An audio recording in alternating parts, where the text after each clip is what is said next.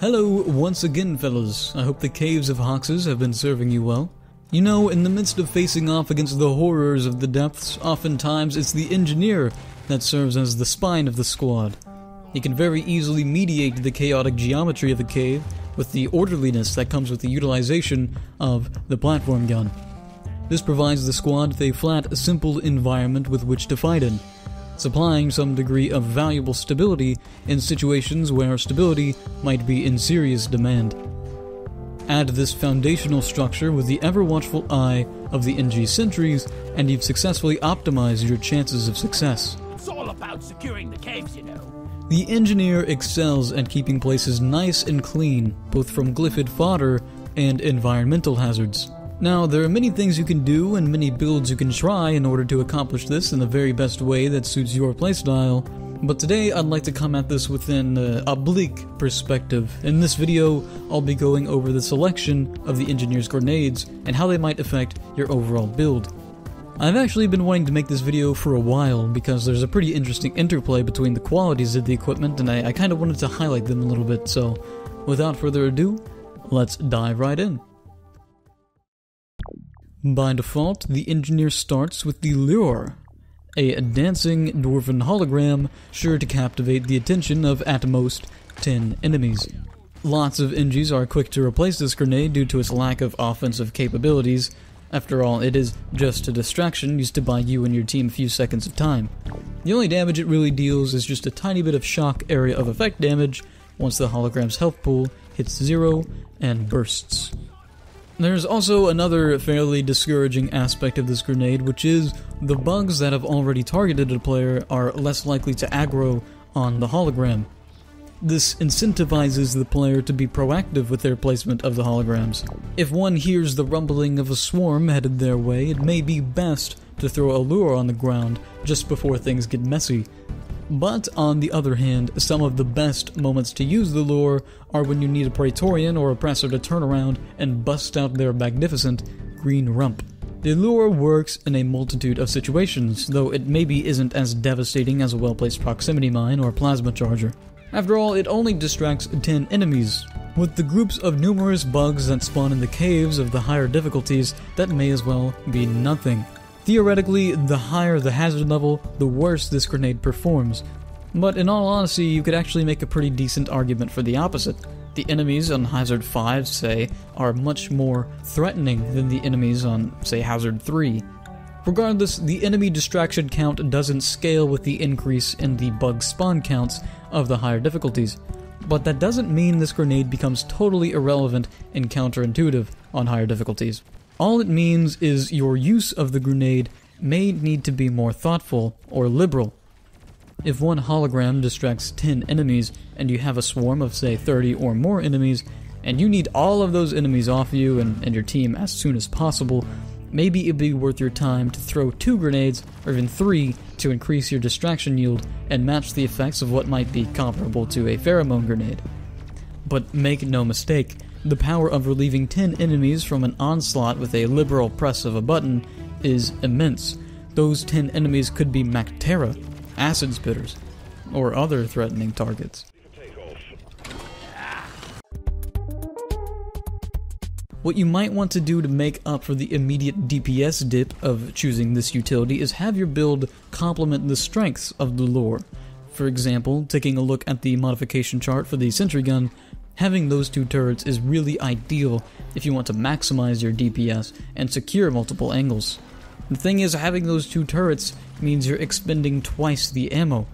Maybe if you wanted to optimize your ammo economy, you could just go with the defender system on tier 4 and leave it at that, but sometimes that's just not enough to stop you from running dry.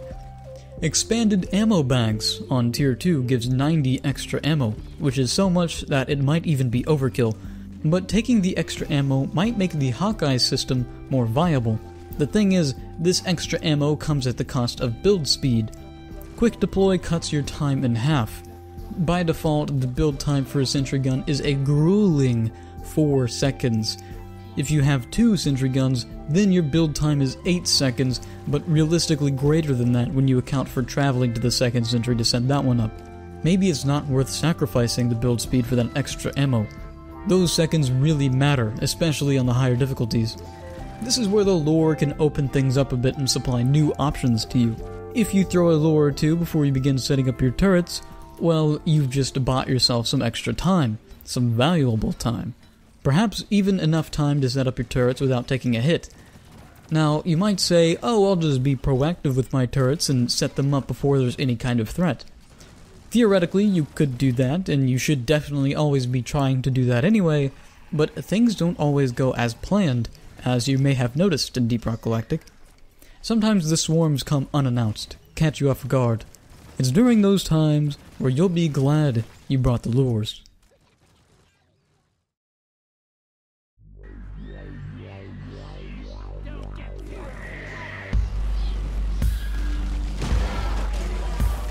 The proximity mine is by far the most common choice for NGs across the board.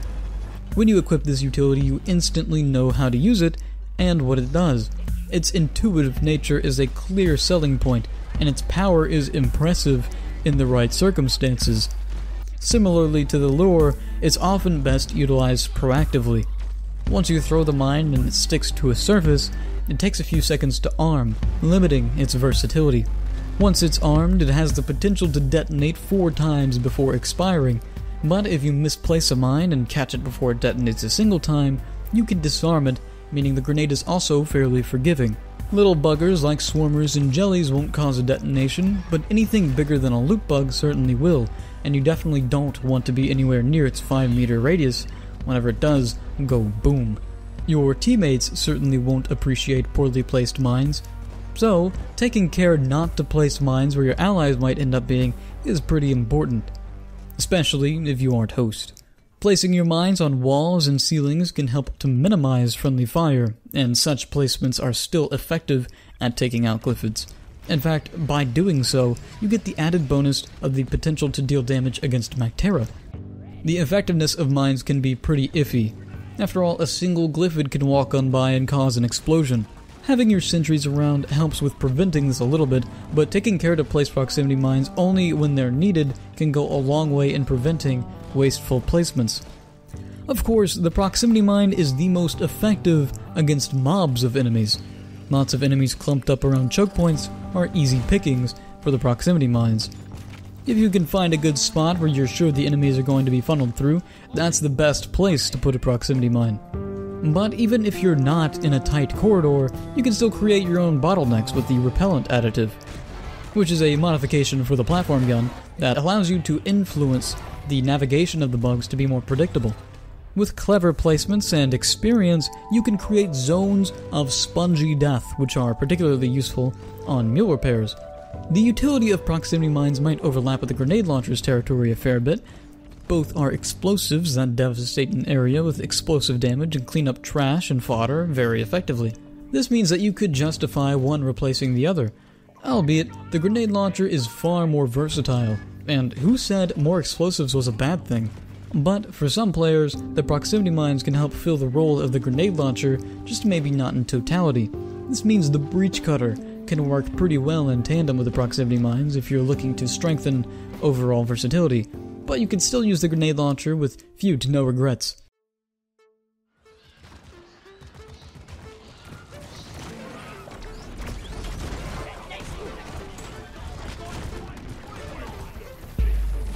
To complete the trifecta, we have the black sheep of the bunch, the plasma burster.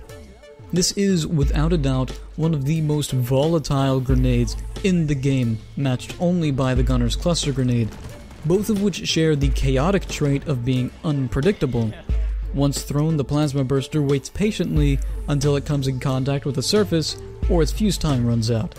When either of those two things happen, the grenade begins its sequential flurry of plasma bursts, hence the name. The plasma burster lashes out almost immediately at whatever is unfortunate enough to be within its 3.5 meter radius. Each of the 4 bursts deals 60 damage, adding up to a potential output of 240 damage. Now that's a pretty impressive damage output for a single grenade, and the NG actually gets 6 of these, so theoretically, this should be extremely devastating. I mean, that's nearly double the damage of a standard grenade, and the driller only gets 4 of those. So what's the deal? Well, the biggest drawback of this grenade is its extremely volatile nature. Once you throw the grenade, gravity and momentum can end up working against you. It can very easily bounce away from your intended target or bounce right back into your face, surely leaving you to wonder why you're even using this to begin with. Now, I confess, me and the plasma charger aren't necessarily on good terms. The amount of care and consideration required to use this weapon is exhausting. Ideally, the best place to use this grenade is in narrow tunnels where enemies are lined up nicely, or against walls where you can use the wall as a sort of backboard and let gravity aid you in hitting targets. I find that this sort of behavior is somewhat comparable to the niche of the breach cutter. If the geometry of the cave isn't in your favor, then you really need to focus on your positioning and figure out how to make the most of your situation. But if you successfully do so, then you're rewarded pretty well. Like the breach cutter, having enemies line up for maximum damage is the goal. Unlike the breach cutter though, the plasma burster does very poorly against large, single-target enemies. As I mentioned earlier, all 4 of the bursts combine to deal 240 damage. This damage is actually identical to a single implosion from a thin containment field charge shot. And you know that damage is already pretty underwhelming against Praetorians with the EPC, but with the plasma burster, there's no guarantee you'll even deal more than 60 damage. Although, there is a way to stabilize the trajectory of the plasma burster pretty effectively.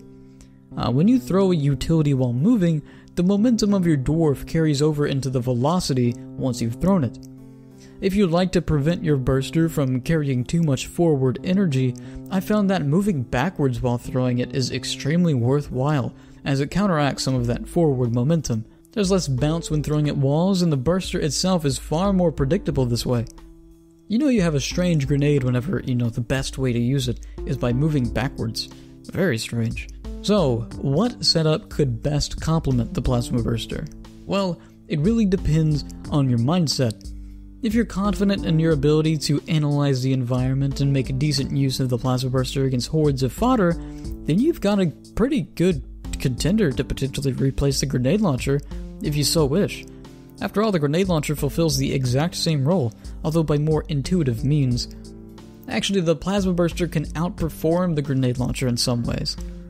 You don't need to reload the plasma burster. You can cover a large swath of territory because of the bouncy unit, and the overall damage potential is higher. It even has a fear effect associated with it, just as the grenade launcher does, which is extremely useful against Praetorians. The utilities the NG has at his disposal are amongst some of the best in the game. All it takes is a little wisdom, and each can be mastered. Each grenade has a twist that make it a little difficult to get used to, and in so doing, the potential for staggering results is allowed.